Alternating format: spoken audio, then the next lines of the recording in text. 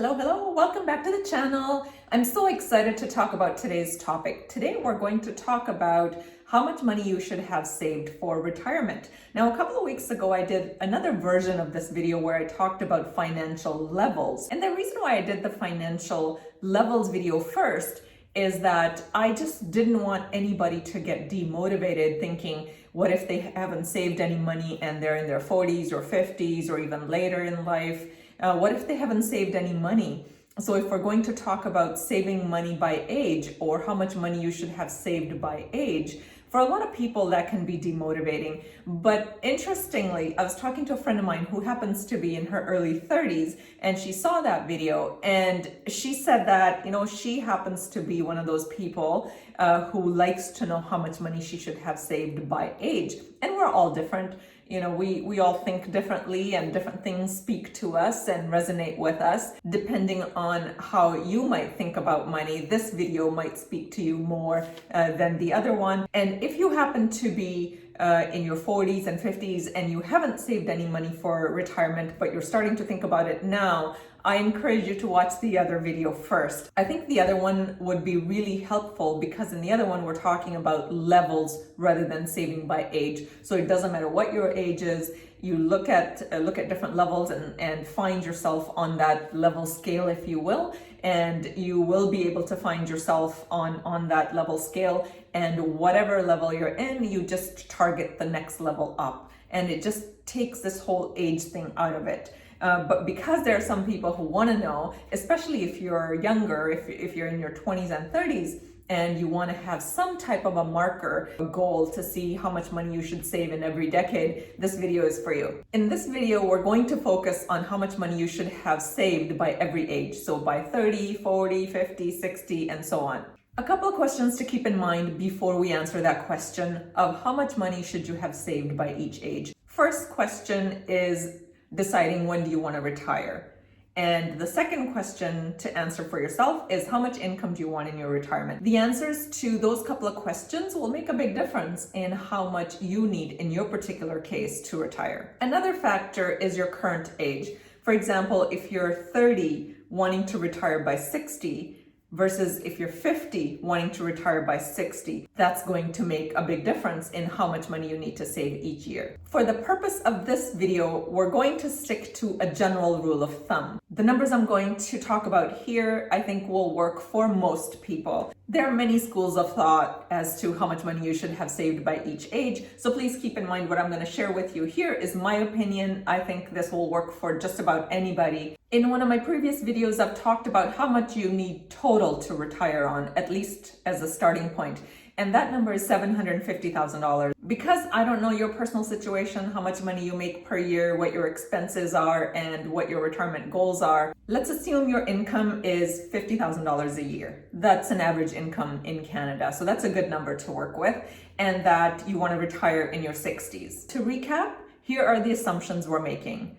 We're assuming that your average salary is $50,000 per year. We're assuming you're going to retire in your 60s. And we're assuming the goal is $750,000 to retire. That goal could be less, could be more in your situation.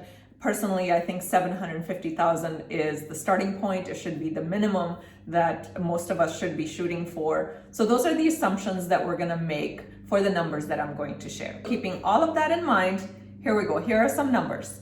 So in your 20s, keep in mind you're just starting out. In some cases, you might even have student loans if you've gone to college or any kind of post-secondary education. You're just starting your new career. So it might not be reasonable for you to save a lot of money, but I think if you can shoot for something, it would be 1 times your annual income. So whatever income you're making in your 20s and your mid to late 20s, if you can save an equivalent of that annual income. So let's say, for example, you're making $30,000. You're 25, 6, 7, 8, 9. Your income is $30,000 a year. If you can target to save $30,000, equivalent of 1 year's income by the time you're 29, 30, that would be a really good place to start. In your 30s, shoot for at least 3 times your income. So if you're making $50,000 a year, you're shooting for 3 times your income, which is $150,000. So in your 30s, sometimes over the 10 years, that decade of your 30s, if you can have 3 times your income saved,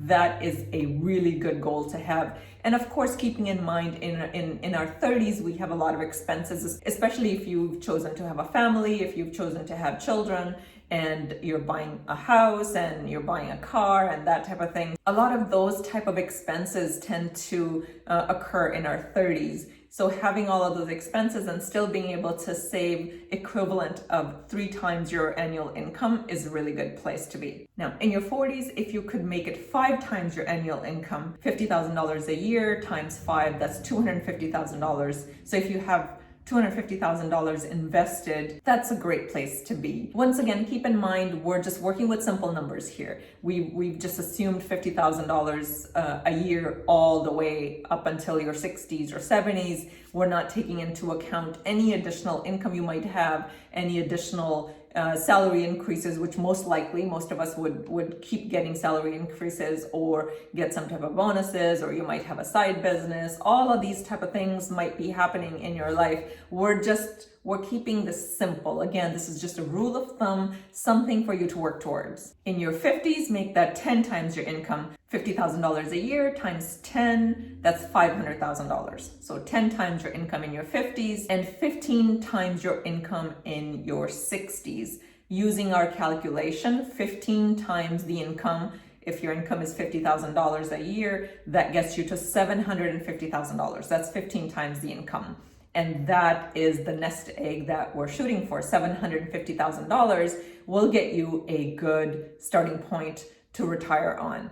You might be asking, why $750,000? Why is that the goal? I did another video on the math of how I got to that. I won't get into that here, but I'll put the link for that down below, so feel free to check that out. So there you have it. For those of you who want to know how much money you should save every single decade or at every age, I think these are great numbers to start with. Again, you can always save more, and there are some decades or some years you have more expenses than others, and it really depends on your life circumstances and your situation, your family situation as well. So you can always modify. These are just rules of thumb, just some place for you to start. Keep that in mind. Thank you for watching. Don't forget to comment below. Let me know where you are with your retirement plan. And if you found the video useful, please don't forget to like and share and subscribe. Thanks.